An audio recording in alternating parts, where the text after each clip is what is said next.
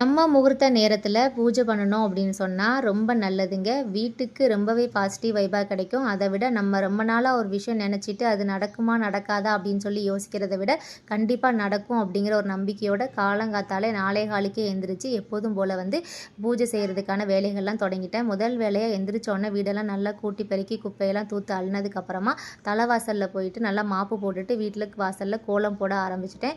எப்போதுமே தலைவாசலில் விளக்கு வச்சுட்டு அதுக்கப்புறம் தான் வீட்டை போய் ரெடி பண்ணணும் அப்படிங்கிறதுனால சாமி ரூமுக்கு தேவையான பொருட்கள் எல்லாத்தையுமே ரெடி பண்ணி முடிச்சுட்டு சாமிக்கு பூவெல்லாம் மாற்றி வச்சுட்டு அதுக்கப்புறம் தலைவாசலில் விளக்கு ஏற்றி முடிச்சுட்டு அப்படியே வீட்டுக்குள்ளேயும் பூஜை ரூமில் விளக்கு ஏற்றி சாமி கும்பிட ஆரம்பித்தாச்சு. அப்படியே பார்த்திங்கன்னா ஆரத்தியை கொண்டு தலைவாசலில் இருக்கக்கூடிய சாமி மகாலட்சுமியை வீட்டுக்குள்ளே அழைச்சிட்டு போயாச்சு. அப்படியே பார்த்திங்க அப்படின்னு சொன்னால் நல்ல மன நிறைவாக சாமி கும்பிட்டாச்சு. இப்படி செய்கிறதுனால காலங்காத்தால் மன அமைதியாகவும் இருக்குது. வீடு பார்த்திங்கன்னா ரொம்பவே பாசிட்டிவ் வைப் கிடைக்குதுங்க. என்னோட 3வது நாள் பிரம்ம முகூர்த்த பூஜை சக்ஸஸ்ஃபுல்லாக முடிஞ்சுது.